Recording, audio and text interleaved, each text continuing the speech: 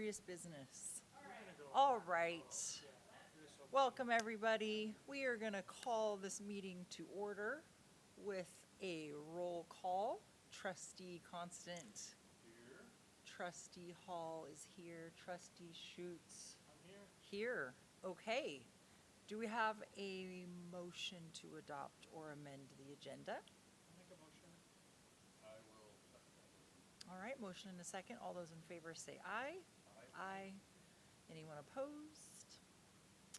All right, is there anybody here for public comment on closed session items? Don't all rush forward at once. The mics are on. My mic is on. All right, we will adjourn to closed session. We'll be back at 6:30.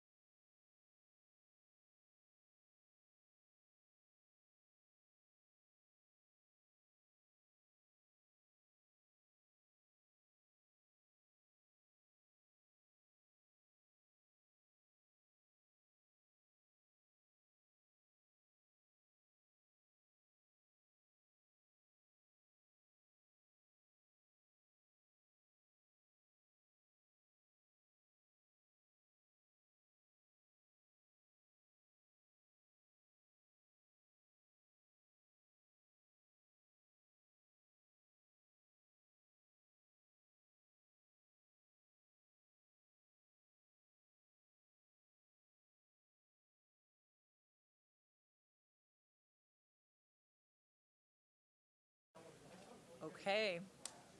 I believe we are ready. Is everybody set to go? Just gonna get Joe's attention. All right, welcome everybody. Happy Tuesday. We are going to call our open session back into order with the Pledge of Allegiance.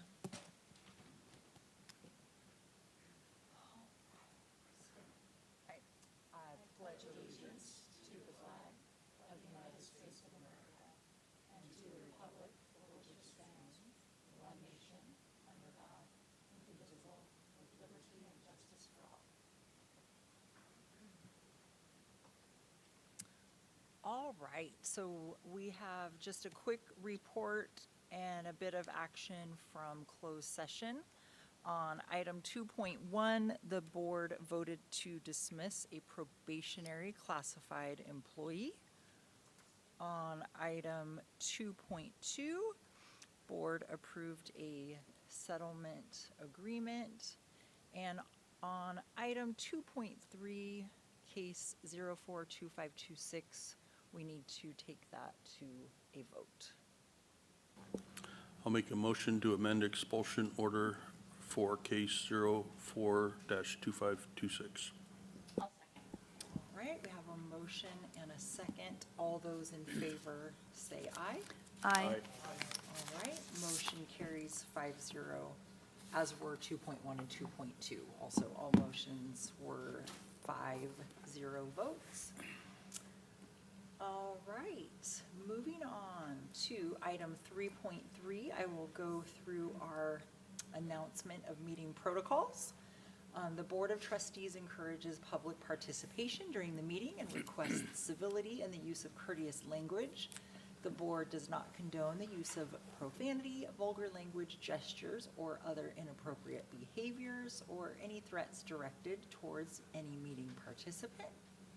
There will be an opportunity tonight to speak to the Board of Trustees on items not on the agenda during the public comment section, as well as opportunities to speak on each agenda item.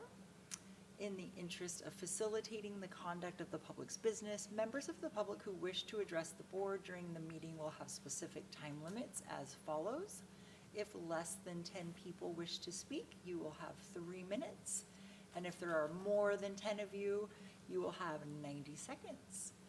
A complaint about a specific employee or employees of the district should be made to that employee's immediate supervisor or the school site principal as outlined in our board policy and administrative regulation. Please complete the comment form located on the table in the lobby, and we will call on you when it is your turn to speak.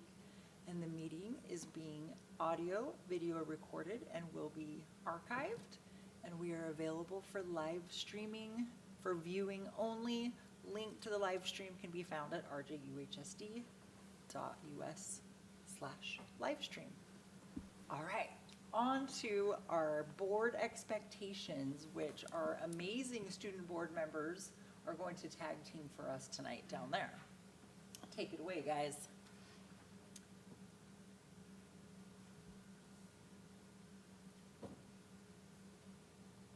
Board expectations: prepare all students for life, college, and career.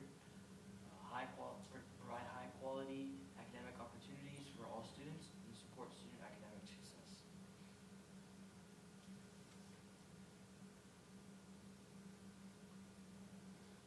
Engage in partnership with families and the community. The school is a welcoming, safe environment that serves as the center of student learning, activities, athletics, and performing arts. Promote a sense of community in our schools and the surrounding areas. Utilize effective governance and business practices. Remain open, transparent, and accountable to the community. Serve as an employer of choice with the highest quality teachers and staff. All right, thank you. Moving on to our board reports. Is anyone just wanting to go first tonight? Have a short one. Starting with Pete. All right, Trustee Constant. Mine is pretty short. Only one thing to report, that Brandon and I had a chance to get together and have a nice long talk about all kinds of things. Very little of it was actually about the school district, but we did cover a couple of school district things as well. So thanks. Want me to Go ahead, yeah. All right, so I had the opportunity to attend the Wood Creek Main Stage Players performance of Peace in Our Time, and I was really impressed. There was hundreds of line of dialogue that these students had memorized. It was a complex play where there was a lot going on the stage, and I was really impressed with what they did. And it was thought-provoking. It was an interesting topic and performance. The staging, the lighting, the costuming, the hair, the makeup, it was very impressive, top-notch, top to bottom. So I really appreciated that. In fact, there was even a hotline you could call to call the resistance and join the resistance. And so that was really fun, that they even had that little detail taken care of. So I'm really grateful for these high-quality opportunities that our students have across a lot of different areas to succeed in these experiences. So thanks to Mrs. Adrienne Mars for that. And then I was able to visit with Principal House at West Park. And something that I really appreciate about Principal House is she's very, very forward-thinking about West Park. She's thinking about the site today, but she's thinking about how her decisions will impact the site decades from now. She's very mindful that she's hiring a lot of new young teachers and being very selective in the ones that she's choosing to keep because she knows that they will be part of West Park for a long time and part of our district. So I appreciate that. And I really appreciate that she sees the value that West Park has in the community out there. West Park the high school itself is a real hub out in the West Park area. It's a new developing area. And she sees the responsibility that the high school has in integrating a lot of new move-ins and what she can do to build community through the high school. Also, she reported that the phone policy at West Park, and at West Park they have phones away during each class period, bell to bell, and she says it has been magic, was the word that she used. So that's my report.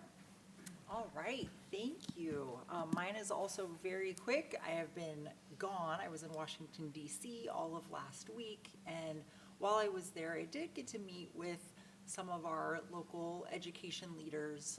Primarily, it was business related and how federal legislation impacts local communities here in Placer County.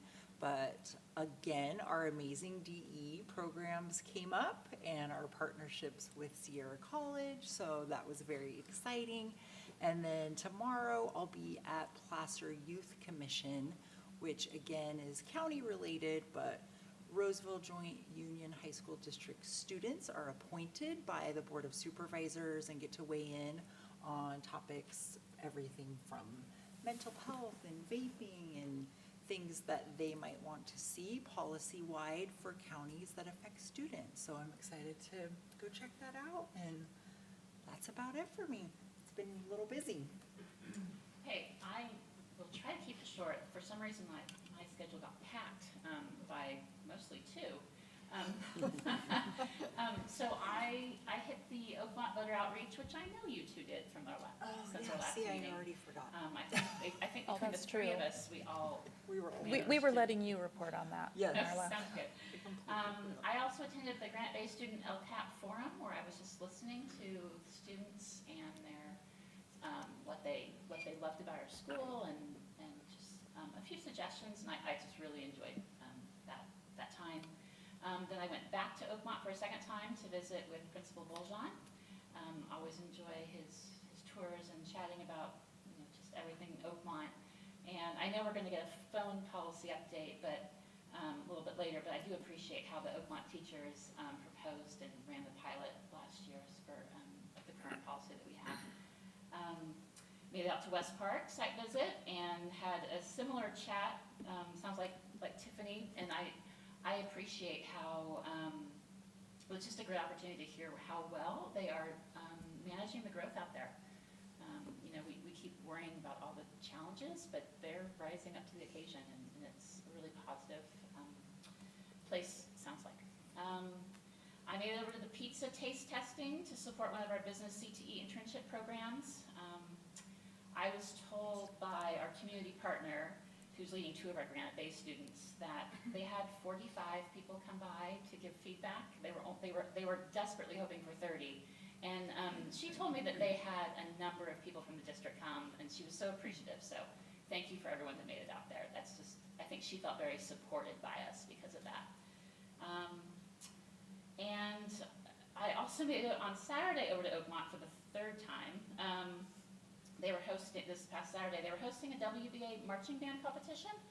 And if it had only been Grant Bay, I would have just kept my parent hat on and not have mentioned it. But I also got to watch Roseville High School, West Park, and then Oakmont perform as well.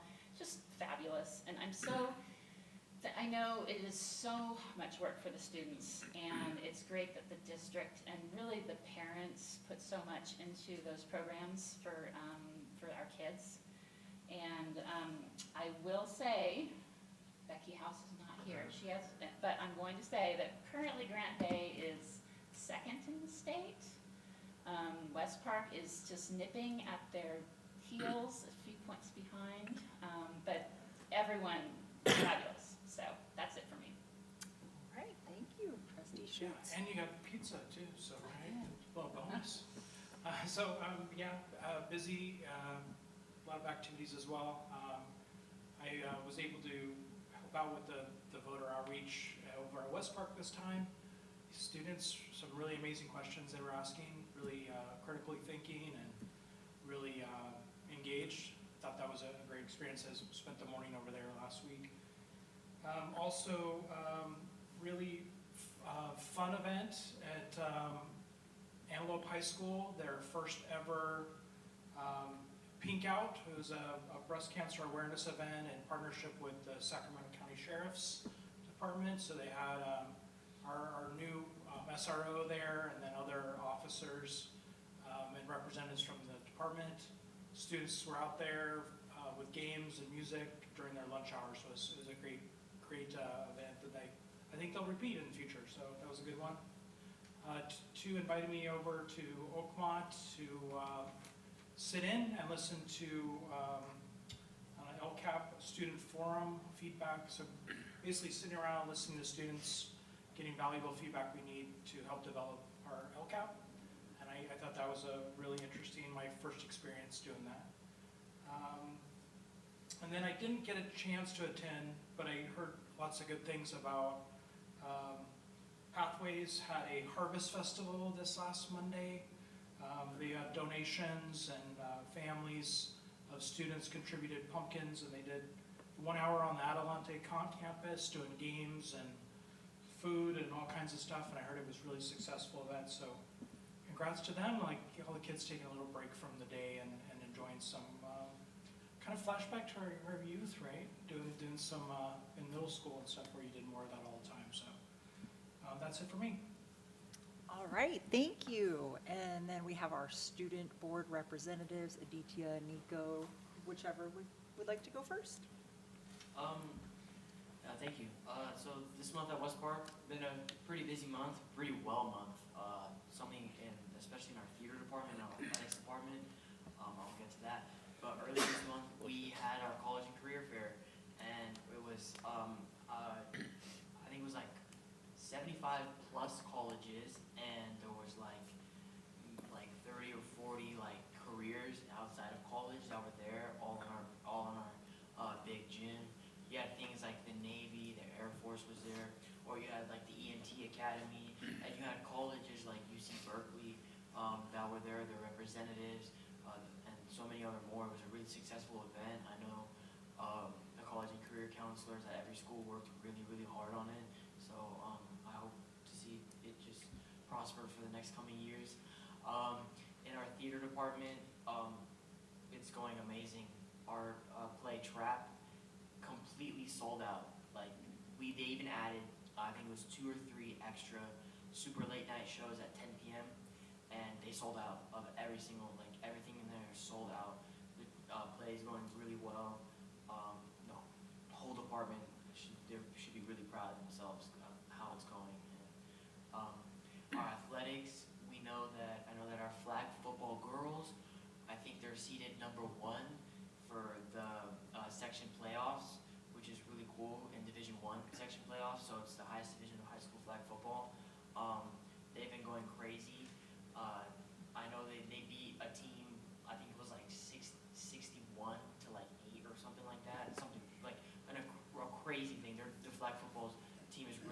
West Park. I know our volleyball team did really well in a recent tournament, and they're seeded number 2 for playoffs. So I mean, our athletics are going really well. And in the next coming months, like as we're hitting November and December, West Park we're becoming a lot more community focused. So we are starting our canned food drive, and I know December we'll have our toy drive. The canned food drive is a really important event, you know. But we work hand in hand with our local Salvation Army, and you know, it's really cool to see students come in and trying to help the community as much as they can, and you know, they do get rewards at the end of it. You know, I think if you're the number 1 for the week, you'll get like some Chroma cookies or something like that, and then if you're like the grand champion, your whole class will get like anything of your choice catered to you if you're the grand champion. So there is incentive behind it, but I think the best incentive behind it is helping out the community. And yeah, I know West Park has done really well this month, and I can't wait to see what comes next. Thank you. All right, thank you. Hey everyone, same as us at Granite Bay, we've had a pretty busy month and we still have a lot more. So 2 weeks ago we had our homecoming and it was amazing. So we started off with our bonfire rally and we had amazing performance from our marching band, our dance, our cheer, and our stands were packed. I mean, there was parents, there was children, there was students, everyone was there. So that was great. And then at our halftime performance, it was amazing for the homecoming football game. And we had our fireworks, which are amazing as usual. And then for our homecoming dance, we did great this year. So last year we started having a semi-formal dance, and we continued that this year. And for the second year in a row, we had over 1,000 students attend. So we had great attendance. And then every 5 years, Granite Bay holds our homecoming parade. So off of Wellington Way, it was half an hour long, and it was great. The community was invited, and a lot of people showed up. So yeah, overall homecoming was great.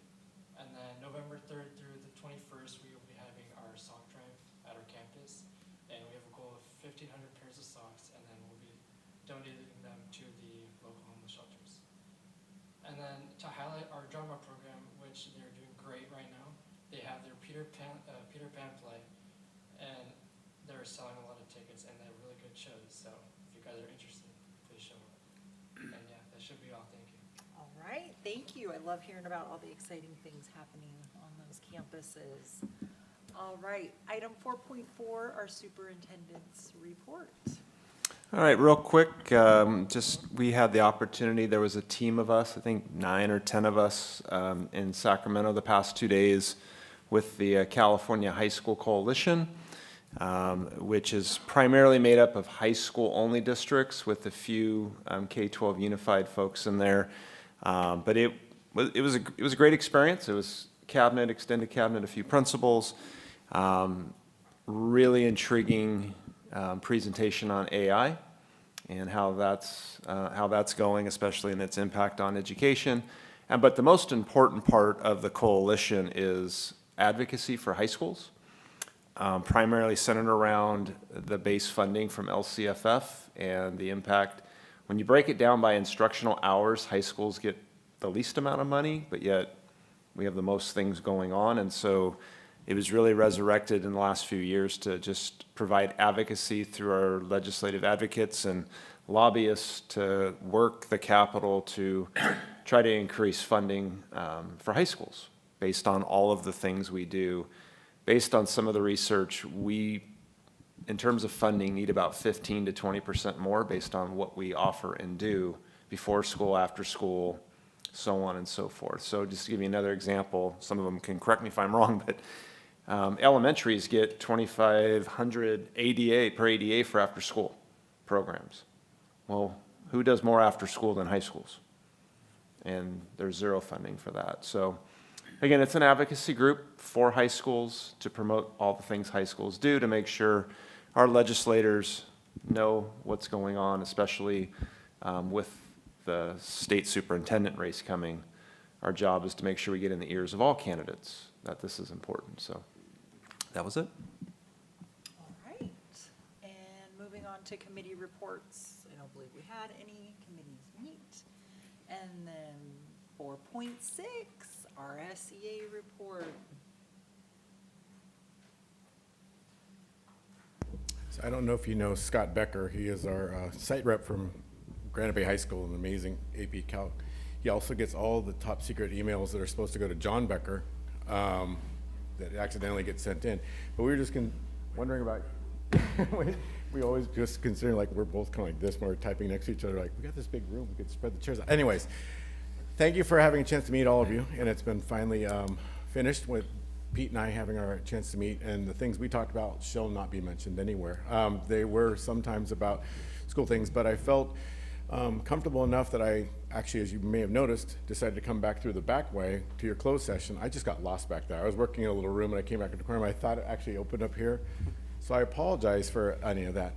As far as us and the RCA and the things we're worried about and thinking about, looking at, we continue to feel that we're on a good track. We're moving in a good place. We do, again, want to think about some things like DE in terms of our rollout. Is there any kind of levels that we're going to do? Is it any class that wants to be taught? How are we going to be able to sustain this? If Roseville Joint Union High School is in this for the duration, what happens if the economy changes? The next thing you know, we have a whole master schedule. There's a whole lot of logistic things we'd love to have multiple sets of eyes looking at. And it feels a little bit like it's such a good thing that we're not putting any internal limitations on. I'll give an example of, I teach AP kids all the time, and my juniors are amazing, but they are distinctly not college level kids yet, socially, emotionally ready for all those kind of things. And our concerns from an educational perspective often is if we keep going down to a point where, let's say, for example, a DE class is offered that even a freshman could take. Even though it's a great experience, if it's truly supposed to be a college level class, then sometimes the freshman may not be actually right up to that. So there's concerns we have from monetary, logistics, educational issues that we'd love to continue to think through. It's wonderful we're doing it. It's great that it's happening. I love the fact that we're getting kudos from around. And it's great to see kids getting experience that will kind of carry them through college. But we really want to look at it from a complete totality mindset. There are reasons why we negotiated years ago that these classes would be taught by our teachers. And that was based on experience we had had with Sierra College before, where the college professors were teaching and expecting the kids to actually be college level kids, and they just weren't. And they would cancel class and things like that. So we've learned from past experiences, and we'd love to kind of continue that kind of holistic learning and looking at the entire DE program as we move forward. I know 2 are on the adoption for night and the consent agenda. And we are having great conversations. And we just got done with Ed Services meeting that we've had once a month. And so these are ongoing. We just want to continue doing that. I also know on the docket later on is the phone policy. And we have almost universally had a great response from the backing we get from the district and the power it then gives us as teachers to more or less say, they're gone, they're gone, they're gone in class. And that's been a really kind of a huge game changer, and it has been very successful so far. So those things are on the packet tonight, and they're doing really well as far as we're concerned. So other than that, nothing. Again, apologize for coming in the secret sanctatorium in the back. Well, that's an impressive room with the glass and everything. Anyways, sorry. No worries. Come on back anytime. Okay, moving on to public comment. At this point, I haven't gotten any cards turned in for people wishing to speak. Is there anybody who would like to come, and you have a whole 3 minutes? No? Okay. Doesn't happen very often that we don't have any, so I like to double check. Okay, moving on to consent. I know you had a comment that Yes, you I have wished a to comment make. for 6.6. Is there anyone with any other comments or, no? Okay, make your comment and then we'll move on. Brandon, thank you for your comments on the dual enrollment issue. So I just wanted to make a few thoughts, or I had a few thoughts. As we continue to add more DE classes, I think we need to be mindful to help our families educate themselves on the advantages and disadvantages of dual enrollment versus AP. Our students need to have an idea of where they want to go to college in order to determine, or whatever their path is, but in order to determine which course might be more suitable. The webinar Ed Services is doing on assist.org is fabulous to help with that, and I appreciate that I think we need to continue those efforts.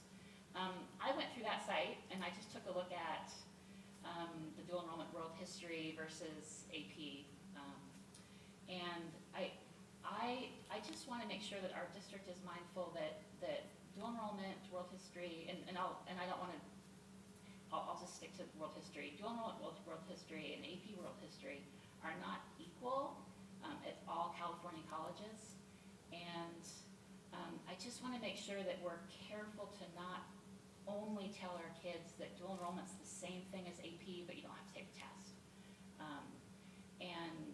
And as the years go by and we have more of our students taking more dual enrollments and starting to apply for college, some college admissions might change and we just don't know. So we need to be careful with how we're messaging. And I know Ed Services is very mindful, and so I'm kudos and thank you for being thoughtful. And I'll spare you my own. It was interesting to see the differences between what UCSD, UC Davis took between those classes, and I won't tell you what they were. And then yet Cal Poly and Sac State were the same. And so families need to have an idea of what they need. And so I appreciate that we're offering these classes, but boy, we need to be careful in how we're navigating this. So those are my thoughts. All right. Oh, comment. Yes. Sorry, just for like, I don't know about every school, but I know at West Park, at least starting this year, actually tomorrow night, there's a 12-long information night for AP versus D and benefits, negatives, like, so I think that, that's a pretty good way that the schools that, I don't know about every other school, but I know at West Park, it's a pretty good way of, how West Park is taking this, thing about AP versus D and like what the benefits are and what's not. So I just want to make a comment that I think there is information being pushed out on there. Right. Awesome. Thank you. She's coming. Right, because it's new. It's new to us who didn't grow up having dual enrollment when we were around. So it is helpful for parents to be able to differentiate what those differences are. So, all right. Do we have a motion for the consent agenda? I'll make a motion to approve the consent agenda. I'll second it. All right, we have a motion and a second on the consent agenda, and we will go down the line here with the roll call vote. Trustee Constant. Yep. And Trustee. Yes. Coleman. Trustee Hall, yes. Trustee France. Yes. And Schutz. Yes. And our student board members. Yes and yes. All right, consent passes 5-0 and 2 student board members. And we're gonna go on to our one action item, which is 7.1, resolution number 2519, recognizing the importance of military service and honoring our district's veterans. And I believe Superintendent Becker is presenting this.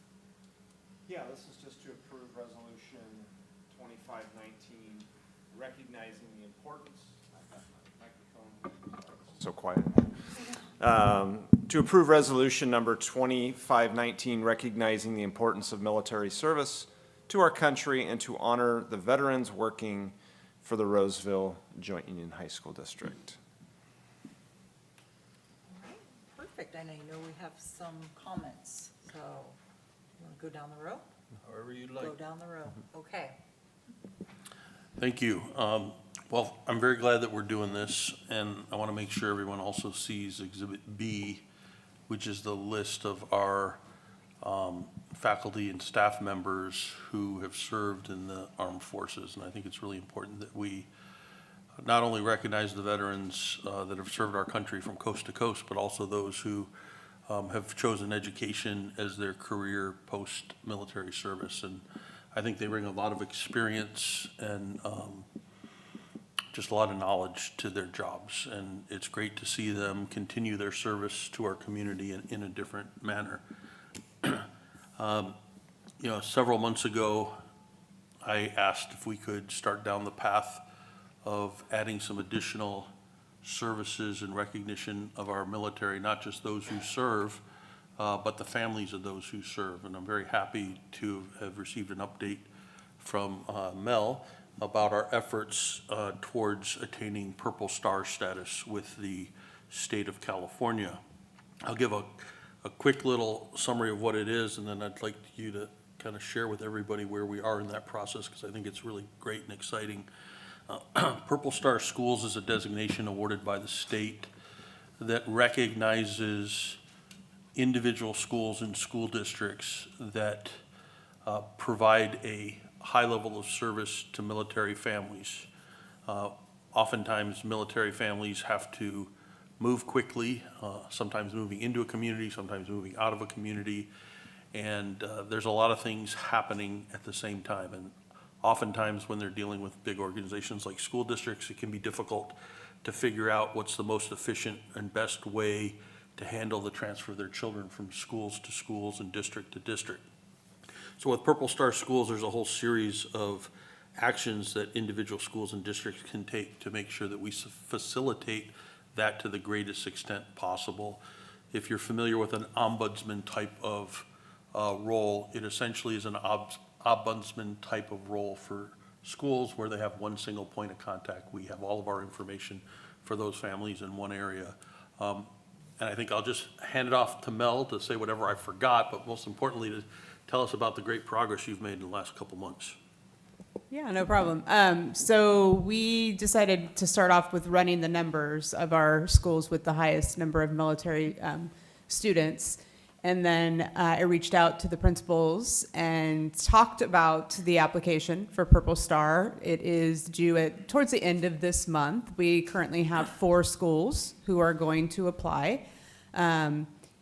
They have actually a lot of things in place already that they do. And so it's just a matter of putting it down on paper. So Wood Creek, Antelope, Roseville, and Adelante are all going to apply. And hopefully next year we can see about the other schools applying as well, because I know Pete and I talked about that. But for now, we're going to start with the 4, and the application requires a little bit of work, and so they've been working on that. I'd like to also do a shout out to Tony Pham, who's been helping with the website. I don't see him, but he's part of the requirement is a website dedicated on each school site to military families and making sure they know who the liaison is on each campus. The adult staff liaison is identified, and they can reach out, military families can reach out directly to that person for assistance. So yeah, I'm really excited about the 4 principals who have jumped in and are working on their applications. I think 1 may be done, Wood Creek might be done, and the other 3 are following. So yeah, proud of them. That's great, thanks. We'll be the first schools in Placer County to hopefully be awarded these designations.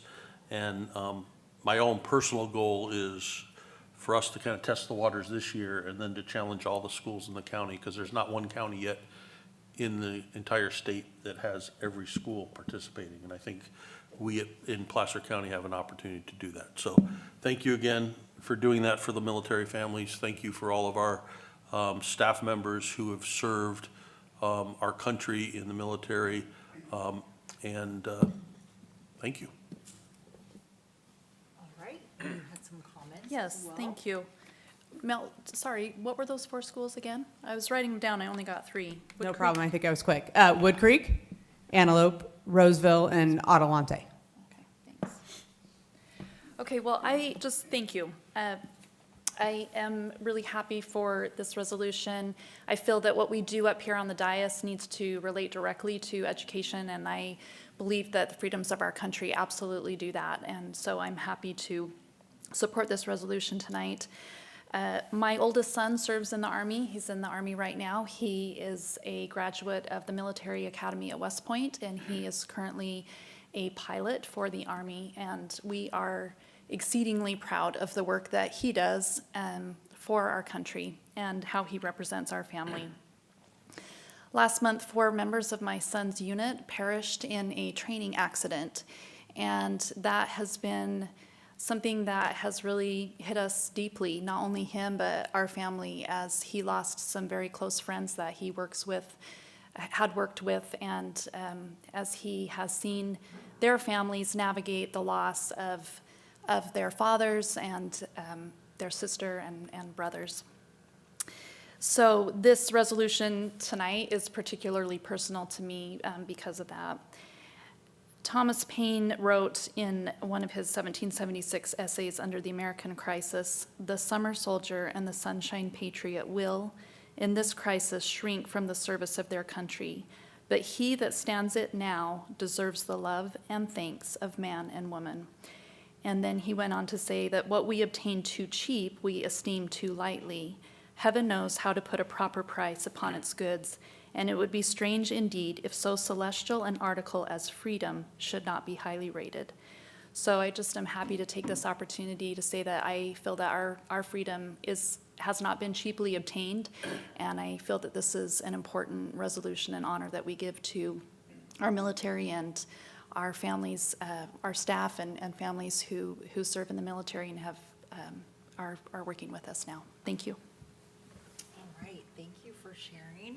Any other comments down there? Yeah. Okay.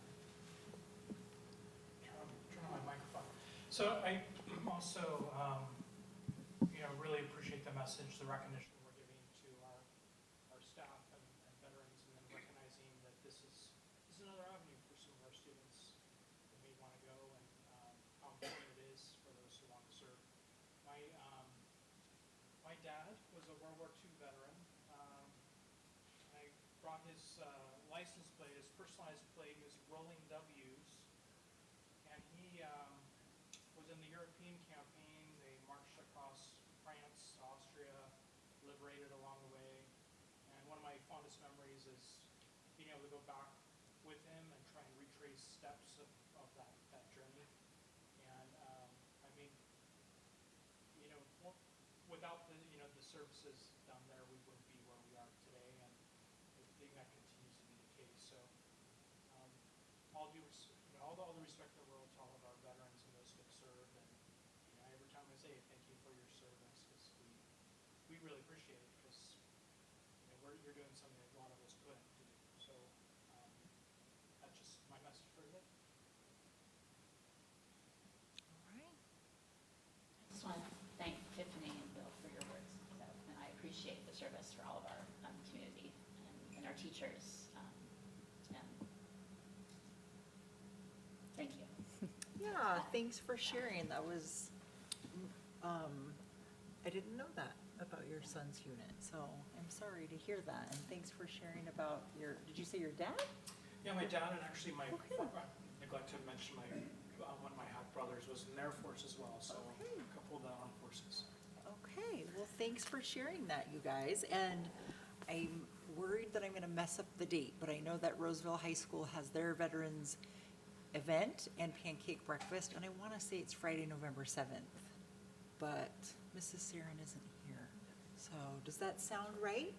Yeah, November 7th. So if anyone would like to attend that with me, that will be a special event as well. So with all that being said, do we have a motion to pass this resolution? I'd like to make a motion to pass this resolution. I'll second. All right, we have a motion and a second, and we will do another roll call vote. Trustee Constant? Yes. Trustee Coleman? Yes. Paul? Yes. Franz? Yes. Trustee Schutz? Yes. And our student board members? Yes. All right, resolution passes 5-0. And thank you to all of our veterans out there. Love that we have this tonight. All right, moving on to a few staff reports. We have a facilities update from our Assistant Superintendent of Business Services to give an update on our current and upcoming construction projects. Yes, it's mostly going to be Scott Davis, so if Okay. Scott wants to come on up, as he's getting ready and getting the quick little PowerPoint he put together, he's going to talk about some of the current status of projects. Just as a quick update to the upcoming projects, Scott's been at work on getting ready for the next phase at West Park High School, as well as the project at Oakmont. So we hoping to bring a architectural proposal at the next board meeting for West Park with DLR. They're the architect who's done the architectural work at West Park through the first couple phases. So we're hoping to bring that at the next board meeting and really get that project moving, as well as we've been working at getting proposals for architects on the Oakmont project. So finalizing the budget, working on what, with the site on what projects we need. So those will be forthcoming to the board in the future, but as of right now, I want to turn it over to Scott, who can kind of go over the status of the current projects.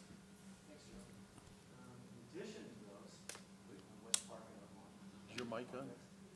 This is an update on our projects. I don't think your mic is on. Mike. There you go. Better? Start over? Okay, in addition to Joe's update, these are the projects we have going for 25-26. Over at Wood Creek High School, the softball project, it's turned out beautifully.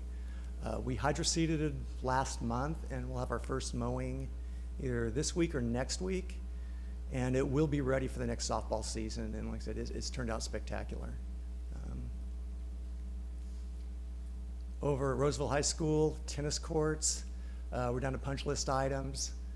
The tennis courts have been turned over to the site for use, though. I can say the colors do make a statement. They actually look really good in person.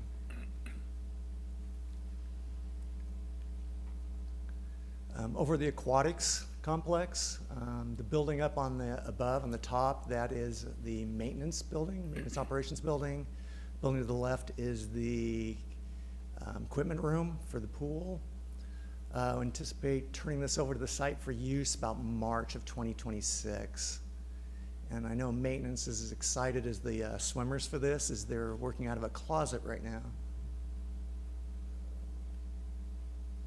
And over the classroom building, this picture was taken a couple of days ago. That yellow is the vapor barrier, and that's the slab for the, that's the area, the footprint for the building.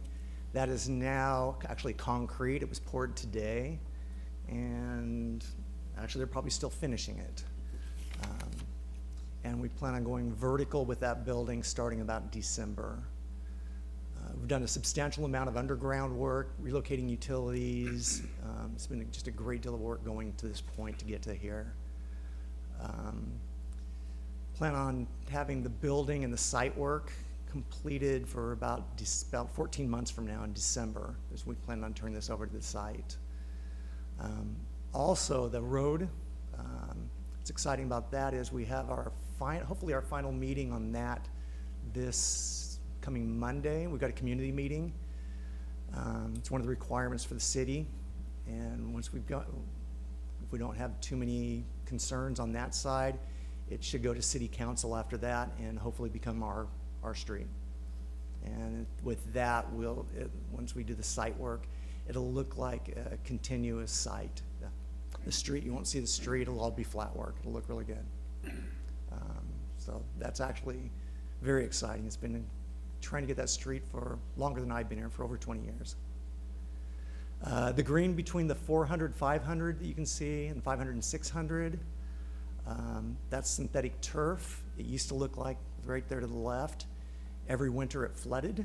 They'd have to pump it out, and it was non-usable. We opened this up a couple weeks ago. We've got a new storm drain in. We put a sidewalk on the right-hand side also. And the students, it's been well received by the students. They've been using it, so that's great to see. And then out in the back of the campus, the two pictures on the left were actually taken from about the same location. So we removed our wilderness area that people just walked through into our campus. We graded it, and we now have an 8-foot fence from side to side, from one end to the other, and from east to west. And now we have a securable campus for the first time, I think, in its history. Over at Wood Creek and Oakmont, we took the old Barbara Coleman system out on the HVAC controls, and we've upgraded that to a new DDC system with Allerton. That's pretty well what we have throughout the district. And that should be completed next month.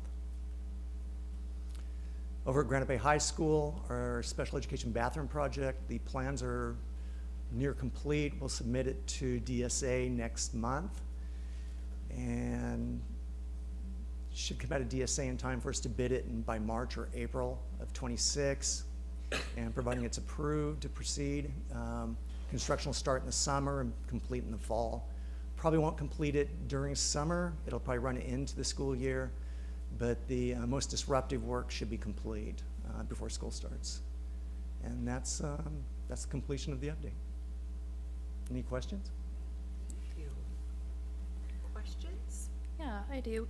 First of all, First of all, thank you. It's so exciting to see all of these projects happening at our sites. The facilities are really important to me. Our environment that our staff and our students are in every day matters, how they spend such a majority part of their life at. So I really appreciate that. And it's really exciting to see. And I've seen several of these in person, and I got the VIP tour, so I loved it. Thank you so much. You're welcome. First of all, at Roseville High School for Campo Street, for Yes. that community meeting, would it be helpful at all to have any of us as board members there to help with the community, to help give some support to that idea, or would it be better if we stayed away? I don't know if it will help, but it wouldn't hurt. Do you anticipate any? We don't anticipate Okay. any issues. Pushback? Because we haven't, I sent out an email even to the group that does most of the complaining, that we're gonna shut it down for 2 years for construction. Never heard a word back from them. We haven't heard any real feedback saying there's any issues or concerns. It doesn't mean we won't see it that night. The city will also be at that meeting to answer any questions. Okay. But you're more than welcome to be there. Okay, sounds like you've got it under good control, which is great. So you said, or Joe had said, that we've got architectural drawings starting to come in for West Park, for our classroom there, or you're putting out for... We've been negotiating the contract and Okay. working with the architect. We anticipate bringing the contract to the board. Okay. Hopefully the next board meeting.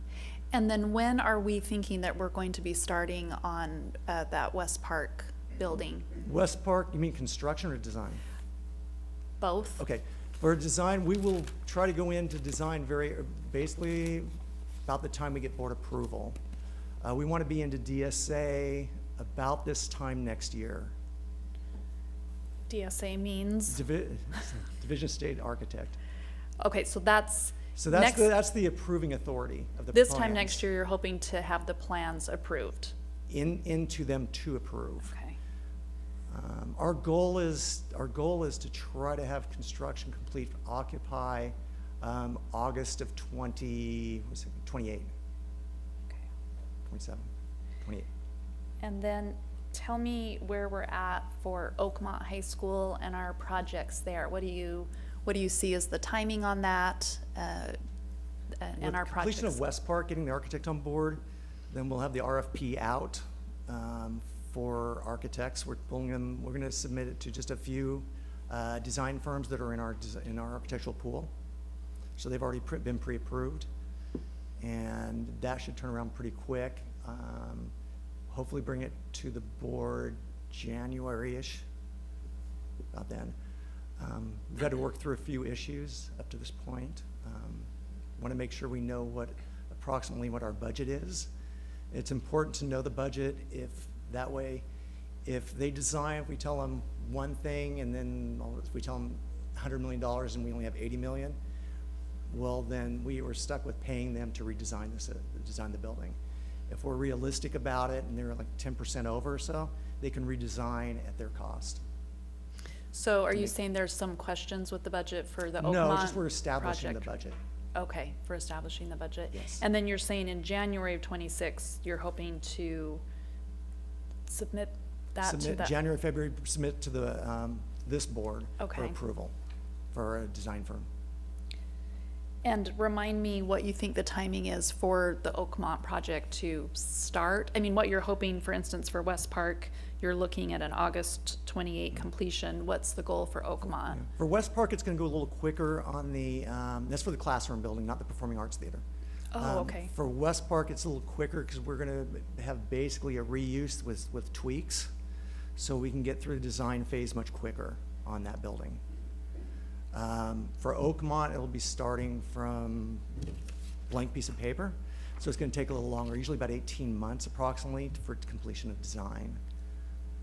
And then we've probably got 6 to 9 months into DSA and another 18 months for construction. And these are just ballpark figures. All right, so who's doing that math for me? 18 plus 36? A little over 3 years. Okay. 3.5 Okay, years. well, that helps to know. So about 4 years, we're hoping. Yes. I'm just concerned that we make sure we don't lose track of Oakmont and make sure that We they're. definitely are thinking about Okay. Oakmont. It's discussed quite often. Okay. Thank you so much. I'm really glad that we gave you a pay raise recently because you have earned it. And we really you. appreciate all that you're doing. Thank you.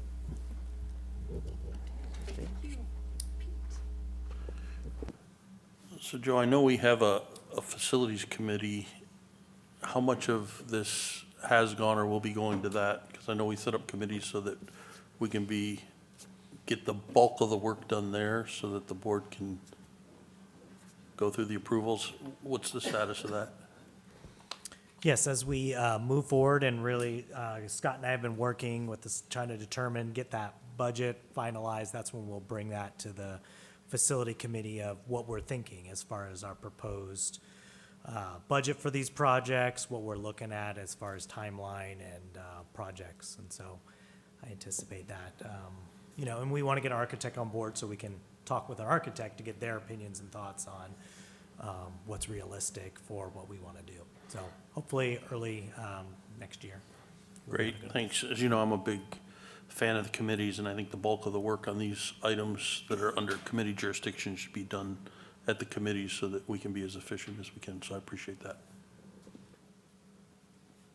All right, any other questions? Okay, thank you for that. I know the aquatics family at Roseville High is so excited. And they ask me regularly, so I love the updates. All right, moving on to item 8.2, the EL Master Plan update. Yeah, thank you, Heidi. This evening, Dr. Govea will be sharing with you our EL master plan and the revisions, as well as data to date with regards to our English learner student body population. She will also briefly review our LPAC scores, as well as our CAS scores for our English learner population, including identification, placement, and reclassification of our ELs. Good evening. Thank you. As Dr. Carlos said, I'm Dr. Isabel Govea. I'm the Director of Multilingual Education and our English Learner Support Services. This evening, I am going to be introducing an informational item, which will consist of presenting to you our newly revised English Learner Master Plan. I'm also going to be providing an overview of our performance on our LPAC scores for our English learners, and also an overview of performance of our English learners. Thank you. I was wondering where that was. There we go. Here we are. Also provide an overview of the performance of our English learners on CASP. Our English Learner Master Plan, to start with, to clarify, it is a policy document that all LEAs are required to have, and it ensures high-quality instruction and supports for all of our English learners. All English Learner Master Plans have to include key components. In those key components, there's an identification process of students who are eligible to receive English Learner Services. We must also describe how we're going to place said students and provide those services to them. And we must provide the reclassification criteria that students that meet the eligibility requirements can then be reclassified for. Another key component of the English Learner Master Plan must be a provision of English language development instruction, which we all know as ELD classes. That must be included in our master plan as well. And lastly, and I would say even most importantly, is that we need to indicate how we're going to monitor EL progress and achievement. And our English Learner Master Plan is included as an exhibit in the agenda this evening for your review. Speaking of achievement, a segue over to our next slide. In front of you, you will see our English Learner progress on the LPAC. The LPAC is the California Assessment of English Language Proficiency. It is reported out in 4 levels. Level 4 being the highest, considered proficient in the English language, making students eligible for reclassification. Last year, our English learners, 18% of them scored proficiency levels on the LPAC, making them eligible for reclassification, so that's really exciting. What I wanted to point out about that is that at 18%, we're back into the positive trajectory, which we're excited about. We want to see that number continue to increase in years to come. And you can see the trajectory over the last few years there. Our English learner progress on CASP In this case, highlighting for you not just ELA and math, but also science. Over the period of 4 years, our students have been performing in just kind of varying levels there, but we can see an increase in math and science, which was great to see that. And then pointing out English, last year in English and the years before that have always kind of come out on top in comparison to math and science. That tends to be on par with what we see. But that 9.46% of proficiency for our English learners in ELA puts us right back where we were just a few years ago, so that's also exciting. And we are hoping and expecting to keep seeing that growing and improving for our English learners. And that concludes my presentation. I'm available to answer any questions that you might have. Quick question. Sure. When you did a reclassification, then show that slide with. Sure. that, Oh, sorry, I think I just exited. Either 8 or 9. Yeah. 8%. Yeah. They were reclassified. Do you do that before the CASP test? I'm wondering the timing, how does that work? Right, so reclassification ideally happens actually before they take the LPAC exam. That's actually kind of the sliding timeline there. LPAC is required of all students who haven't been reclassified. So ideally you want to reclassify all English learners that are eligible before they take the LPAC exam. If they don't, then they will be classified as ELs for the CASP year. Does that make sense? Yeah. Yes. The timing, yeah. I was just interested in general, what are the trends for our English learners? How has that population changed, and what languages, what parts of the world are our English learners coming from? Sure. So we have seen a significant increase in the number of English learners in our district. Just from a few years ago, we were somewhere in the 300 range. That was back in 2022. And we're now over 700 students. So that's over 100% increase in just a matter of a few years. Our most common languages, probably not as a surprise, Spanish continues to be a dominant language in California, but we also have a high number of Russian-speaking students, Farsi, Ukrainian, and Punjabi. So those are some of our highest spoken languages in our homes, in our EL population. You asked about where our students are originating from, or I'm sorry. Can you Yeah, repeat just that interested. question? Yes, we have English learners coming in. Where are they coming from? Right, right, and right. maybe the languages help identify that as well. But I'm just curious about what types of families are coming into the community and are we serving now? Right, so the largest part of the world that our students are coming from are from Afghanistan, they're born in Afghanistan, I should say. We have a large contingency of our English learners that are actually born in the United States, but because they are multilingual learners, their parents speak a different language at home, so that usually triggers an identification of English learner status. But we have students from Mexico, other Latin American countries, Russia, Ukraine, things of that nature. Thank you. Tiffany, if I might add, a student is classified English learner based upon how a parent reports on their language survey. So what Isabel just shared with you is as not to repeat what she said, but many of our students are born in America, but because their primary first learned language is Spanish or Farsi or Punjabi, and their parent self-reports that upon registration in their packet of registration, that is what determines English learners' status. Thank you. I have a question. Sure. So, pertaining to CASP scores, I know that if you opt out of CASP, it automatically gives you your school, but obviously zero. So if EL learners, or people who are EL, opt out of CASP, is that affecting the scores too, or is that That's a great question. That's very, very insightful on your part. So English learners that are new to the country, new to California actually, specifically in our state, they are actually exempt their first year, which would be their junior year if they happen to arrive their junior year. They're exempt from the English Language Arts CASP assessment. That's just part of the support that we provide English learners. They're not exempt from math or science, but we get some support in them being exempt without it negatively impacting our overall performance.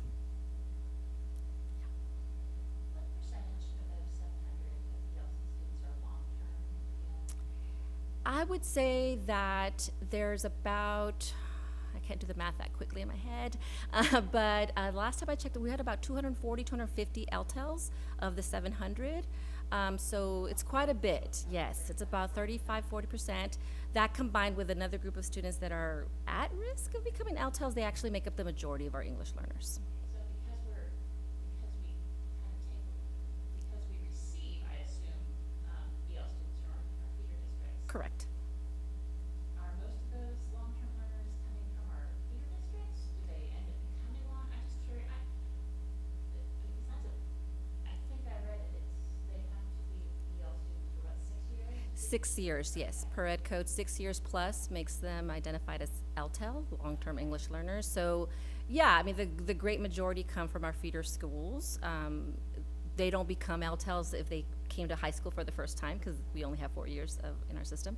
So, yes, they would come from another school district or our feeder schools. So we're receiving a lot of long-term, and I don't know what to say. Other than how can we partner better? Is there something we can do better with our feeder than our partner districts? Right, actually, our county office is really supportive of that collaborative effort. So we do have a network of multilingual personnel that meets regularly. So that is part of the support that we're trying to provide our students in our entire county, and Placer County is facilitating that. All right, thank you. Any other questions, you guys? All right, thank You're welcome. you.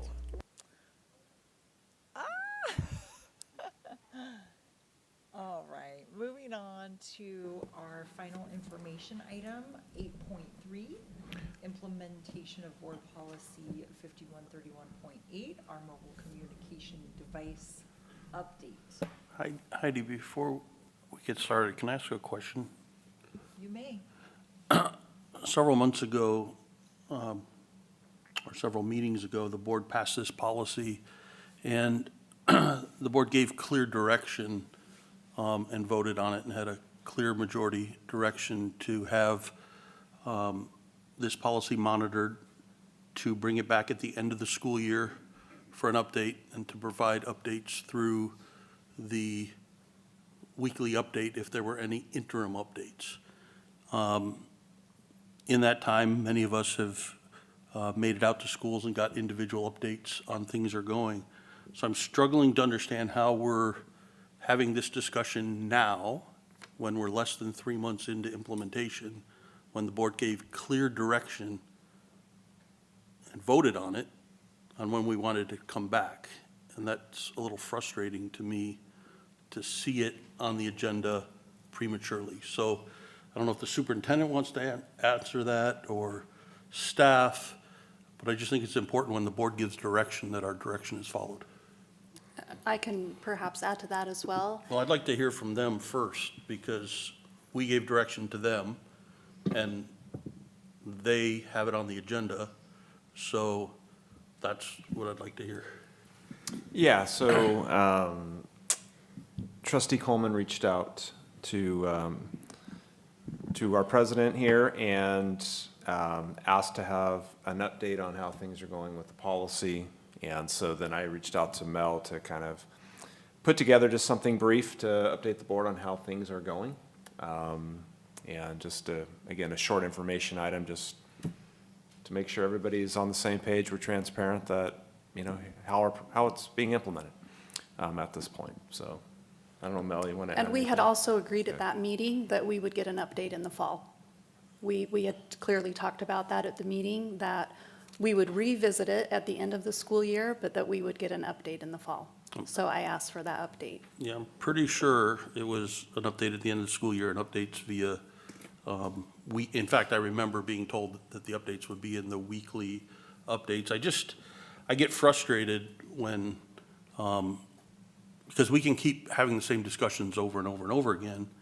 And if one or two board members wants to put something on the agenda, if the board's given direction, we have an opportunity on every board agenda for us to ask and get consensus of the board on whether we need to have a discussion. And I get the fact that we weren't a unanimous vote, but we did take action. And there's there's a reason we don't redo things over and over and over again. And so it's just frustrating from my perspective to see it. We're not taking any votes tonight. We had agreed to an update of this policy, and that was part of also what we had talked about in that meeting.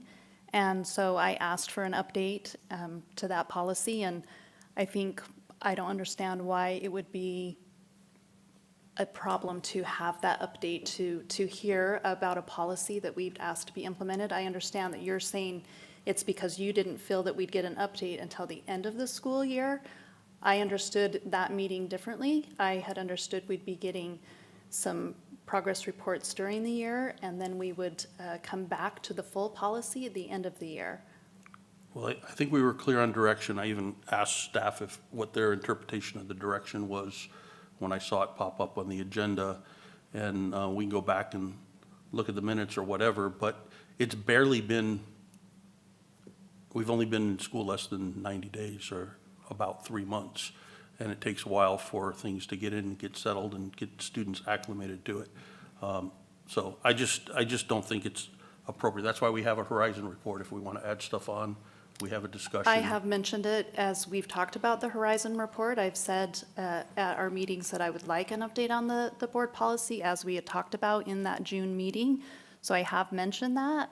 And then I had reached out to Superintendent Becker and our board president Hall for that update.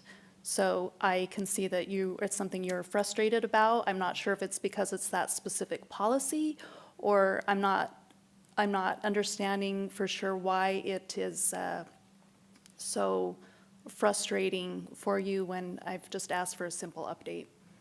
Well, I think the frustrating part is, our job is to make decisions and give direction, and staff's job is to follow the direction. So I just believe in process, and I believe it's too early to be looking at this. And I believe we have gotten updates along the way. In fact, you've provided several updates to the board each meeting on this. So I just don't think it's a good use of board time. Well, I feel that sometimes there are issues that our board would like to bring up, and I feel like the more communication, the better. And so I'm not in favor of subduing discussion or subduing information when we could be educated by that information. And I went through the processes to ask that be put on the agenda. I'm a board member. I asked for something to be put on the board agenda, and I felt that it was 100% in keeping with that June meeting. And that's why I felt like I was following the processes directly. Okay, I disagree, but thanks. All right.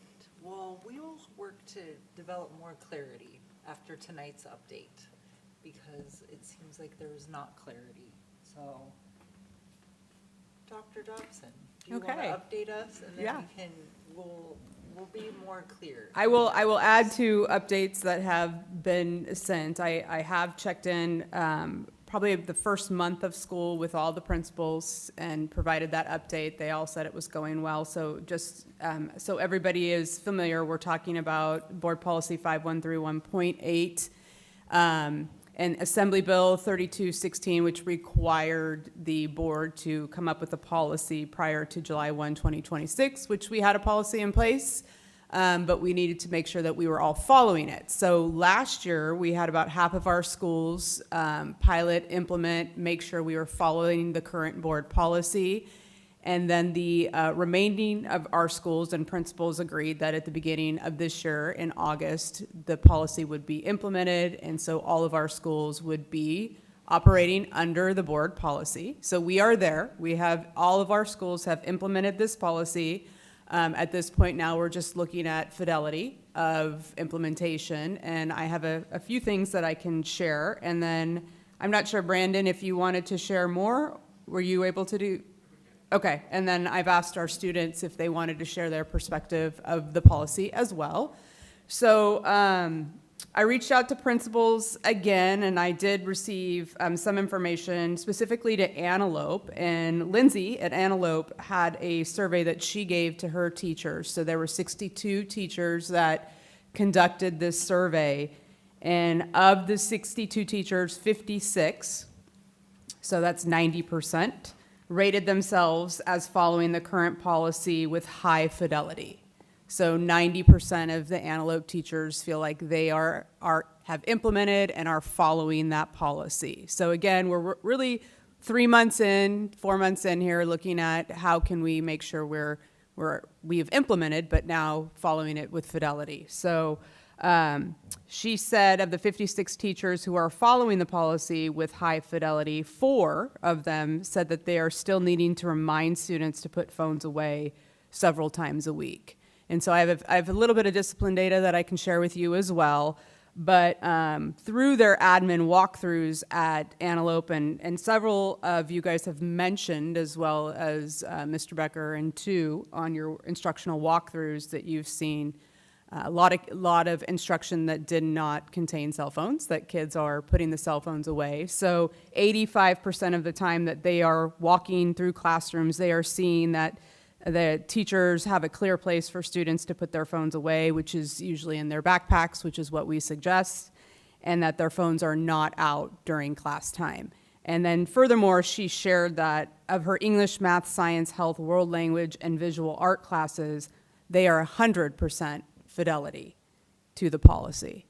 So good news over at Antelope, and I know all of our other schools are working really hard to make sure that we are, the implementation is in place, but now that we are all following that policy. Discipline-wise, when there are issues, we start with warnings, and they go into our areas system through interventions.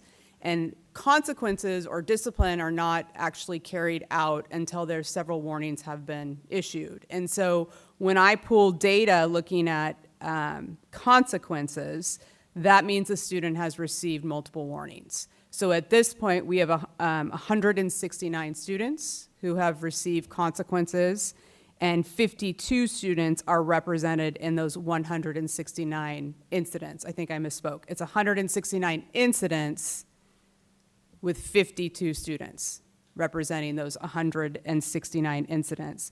So when you do the math, it is 0.04% of the district's population has received a discipline consequence to address their chronic use of the cell phones during class. So again, that's 0.04% of the district. So when you look at it a different way, it is close to 10% of our discipline incidents logged into ARIES. So our administrators are spending a good amount of time logging in incidents and giving consequences for cell phone behaviors in classrooms. So we're still working on teaching our students that we want to make sure that the cell phones are put away during instructional time. Our current biggest offenders would be sophomores and juniors. Freshmen with the lowest amount of incidents, and followed by seniors. So we're looking at making sure that our sophomores and juniors are working on that.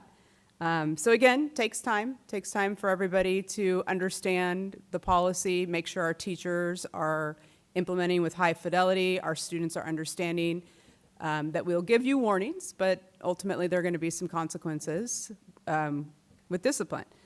So with that, I asked Brandon if he could share a little bit of teacher perspective, and he very happily said yes.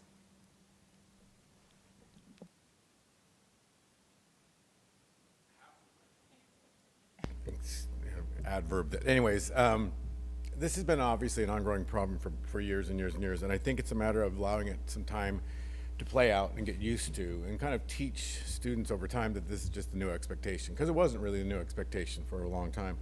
Personally, myself as an almost exclusive AP teacher with students who are planning on going to UCs and CSUs, my philosophy for the longest time was, well, I have to help get them ready for college as best I can, and that included things like how do you handle the freedom of having a phone in a class that you're taking when the professor is 17 rows in front of you and there's 300 or 400 in the actual room and it's a survey course and no one really cares because your parents are paying tens of thousands of dollars for you to be at this school, and they won't stop you. So my philosophy was always, and I would explain this to the students, that you have to learn to control yourself. That if the only thing that's keeping you from actually being distracted by your cell phone is me or some vice principal, then we've kind of failed at getting you ready for school. The worst offender always was Courtney Franz. She was horrible, online gambling, betting, things like that. Multiple times I have to take the phone for her. But the philosophy I had for the longest time was trying to help them learn how to control themselves. Because if the only thing that's keeping them from using them is some threat of a disciplinary action, then in my mind we felt like we had failed. I will admit that my belief on this has changed quite a bit over the last couple of years, especially when it comes to my young male students that seem to be updating their fantasy football games and leagues and their teams and trying to do any kind of betting or whatever, Clash of Clans or others. So I've actually appreciated this shift because it's helped me also make that move of having kind of the backing of the school. And I've talked to a whole bunch of teachers who feel the same way, that this is more of a consistent message, but it's going to take some time to be the new reality that we're doing with our students. The one question that popped up multiple times when it came to the delineation about emergency circumstances was whether or not we could or couldn't, and it was still kind of a little bit of a nebulous point at one point, but this just goes to show you how this is a new policy, as to what degree we could require students to not have their phone when they went out to the bathroom, for example. So if they went to the bathroom and they saw something happen with our, alert system, Catapult or whatever, to what degree would we actually have to let them have it or not? So that was just a little bit of a bubble in the beginning of the year. So I think we're working the kinks out, and it's a matter of kind of more consistency over time. So I think that it's moving in the right direction. I do believe, as Pete said, we'll have more clear of an image of how this went by the end of the year, because it takes a while to get this. As you said, freshmen are sometimes the lowest learners, but it is something that is a new reality. So I think it's moving well. Everybody I've heard has been supportive of it. I haven't heard any single solitary teacher say we shouldn't have done this policy yet. So. Thank you. And student reps, would you mind sharing some perspective?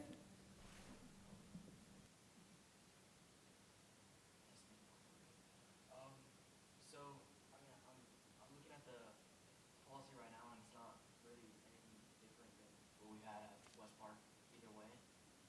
Starting from this year, because I know last year it was first 30 minutes of class, nothing out, and then it was teacher discretion afterwards if you had free time on the phone or something like that. But I've seen a difference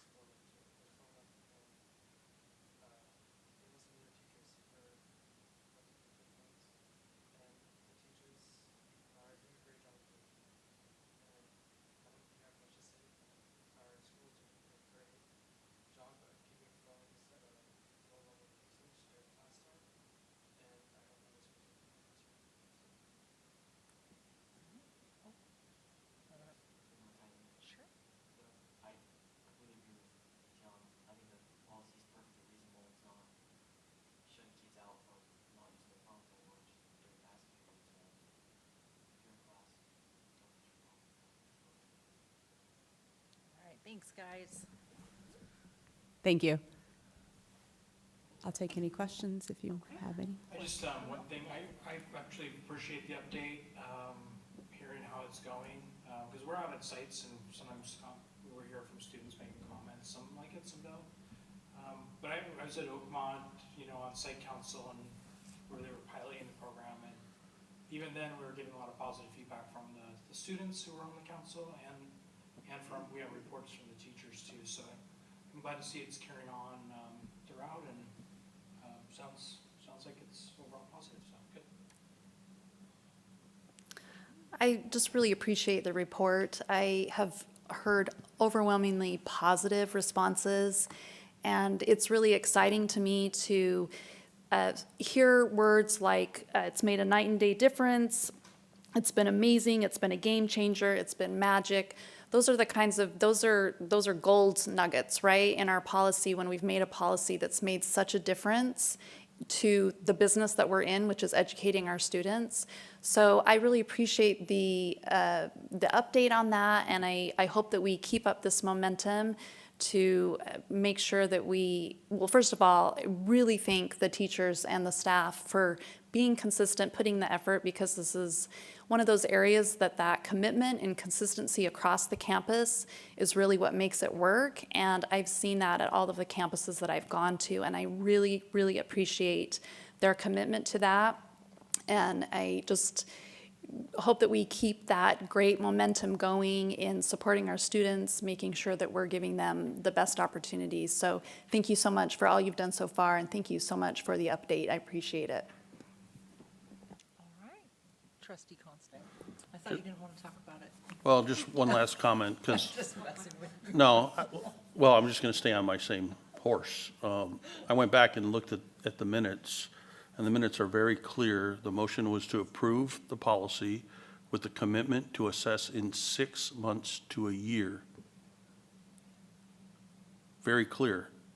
And I think it's important, especially, not just when we give direction, but when we have a split board and we're going back and forth on issues, it's important that when the board makes a decision, our direction is clear, which it was in the motion, and that we follow it. And I think as a board member, I have the right to expect that.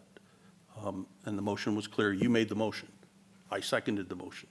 So as a party to the motion, it was really clear to me what we were doing. It's extremely clear in the minutes. And I think that's a respect we owe to our board members when we make decisions, that we follow through on them.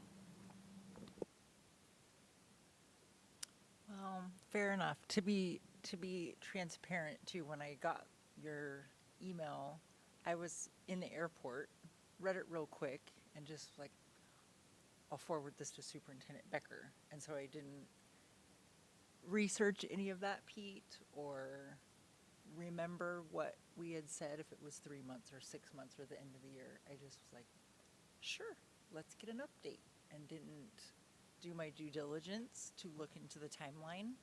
But going forward, we can space it out as we told you originally, if you would appreciate that.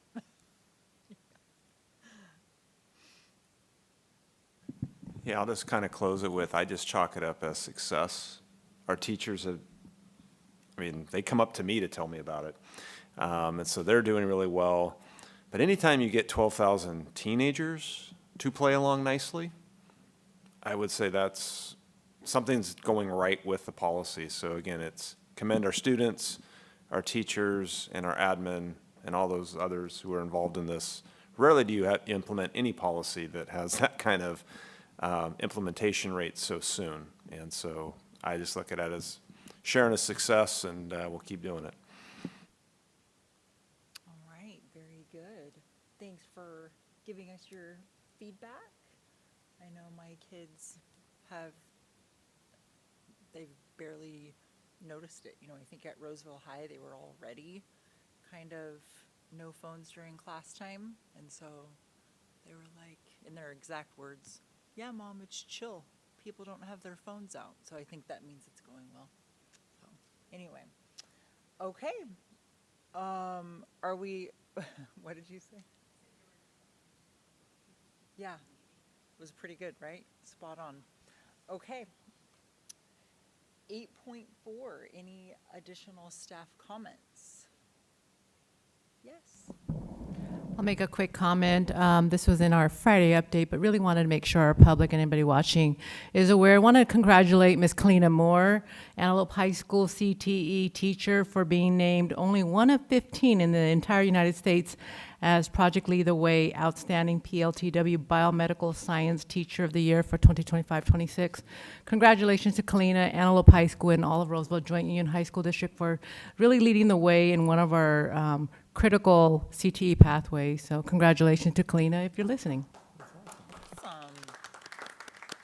Very good. Thank you for that. All right. On our Horizon report, we've got our next meeting coming up. Oh, I can't scroll, you guys. So we've got a board policy review committee meeting in November on the 7th, same day as the Pancake Veterans Breakfast. And then finance and facilities on the 18th of November, and then our next regular scheduled meeting on November 18th. So that is it. Unless anyone has anything else, we'll have a motion to adjourn. Or I'll make a motion to adjourn. okay. I'll second. All right. Motion and a second to adjourn. All those in favor say aye. Aye. All right. Thank you.